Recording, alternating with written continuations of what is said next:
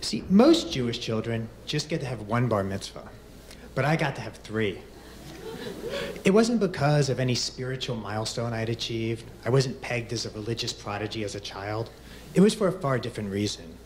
See, my mother was obsessed with Israel. She would go there every year and come back and say, "It's the only place that makes me feel alive." She would hire inept Israelis to fix things in her house. And they would leave things half done, shooting sparks, but in her mind, it was her small way of preventing another Holocaust. Because if there had been a Israel, there would have never been a Hitler. So I shouldn't have been surprised when nearing my 13th birthday, my mother came over to me and said, "Leo, for your bar mitzvah, we're gonna do something special. We are gonna do something holy. We are gonna go to the Holy Land of Israel." And I responded the way that any soon-to-be man would respond when given the opportunity to embrace millennium-old holy tradition. I said, "I don't want a stupid bar mitzvah in stupid Israel. I just want to get my ear pierced. I don't even want a party." And she said, "Someday you will appreciate it and you will thank me." See, I had always imagined the lavish party I would receive. My brother Ron loved basketball, so the entire bar mitzvah reception area was festooned with basketball nets with life-size cutouts of Larry Bird and Kareem Abdul-Jabbar. My brother Andy loved fishing, so all the centerpieces on the tables were tropical fish, and there was aqua-tinged paper all over the room, and they hired a robot named Official to go around and greet people. Mazel tov, mazel tov. And more importantly, I remember the vast amount of money they received as gifts and the great cars they bought when they were 16. And this was also my dream, but it was not meant to be. Before we went on the big trip, I had a consolation prize, which was my first bar mitzvah. And it was a small party in Maryland, nothing like my brother's. We catered it ourselves, and I remember I was seething with resentment over my lost revenue.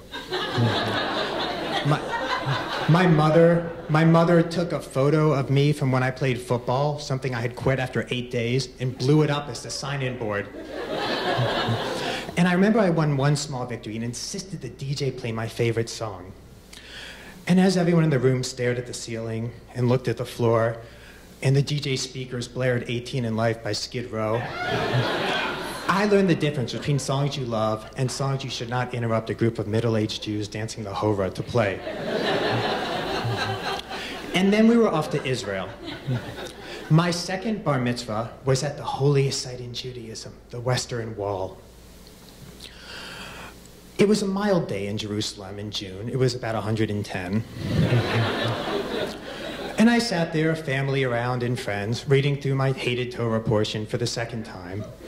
And a miracle happened. The heavens opened up, and a horde of flies descended down. And started descending into my mouth and my eyes. And as I blinked away the fly carcasses and the sweat, I glared at my mother and gave her my old hateful look. And telepathically, she looked back at me and said, "Someday you will appreciate this, and you will thank me." I doubted that. My third and thankfully final bar mitzvah was at an octogenarian Holocaust survivor synagogue in Petach Tikva, Israel. My grandparents were Holocaust survivors, and she thought this would be very meaningful. So I blew through my Torah portion for the third and final time, staring at the unfamiliar weathered faces nodding off or gazing into space. And we had a small reception afterwards in which I awkwardly greeted Polish-speaking strangers. My grandfather would bring people over. "Leo, this is Chaim Finkelwasser. His uncle was my uncle's tailor in Kaplatzniks, Vilna, Poland." And they would awkwardly land drooling elderly kisses on my forehead or my neck, bits of spittle mixed with half-chewed food dripping into my sweat-stained collar. And I would force a smile, but behind my eyes I was thinking the most hateful thoughts. I'm not just gonna get my ear pierced. I'll show her. I'm gonna get my nipples pierced, and my tongue, and every piece of my body, and then I'm gonna get tattoos, and then I'm gonna run through the Jewish Community Center of Greater Washington screaming, "Look at me, look at me! I am Sarah Dekelbaum's son."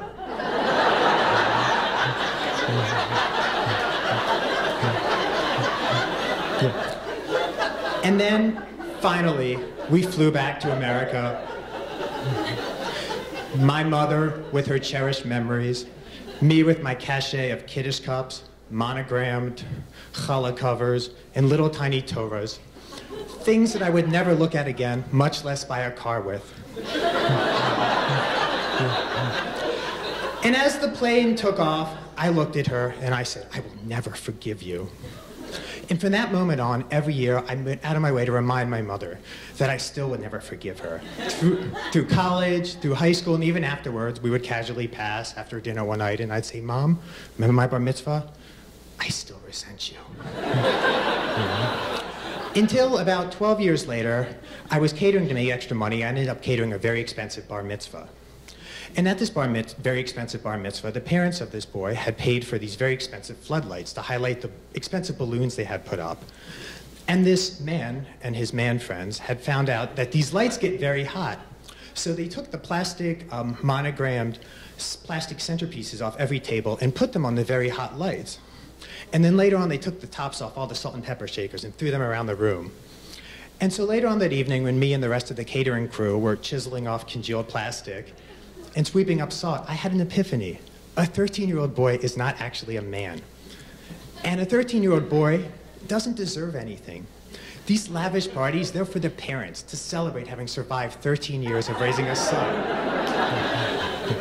And if I was able to play a small role in my mother having cherished memories of her grandmother beaming at the Western Wall while I read the Torah, or my grandfather leading the Torah service at the synagogue of his Holocaust-surviving peers, I'm happy to do that for her.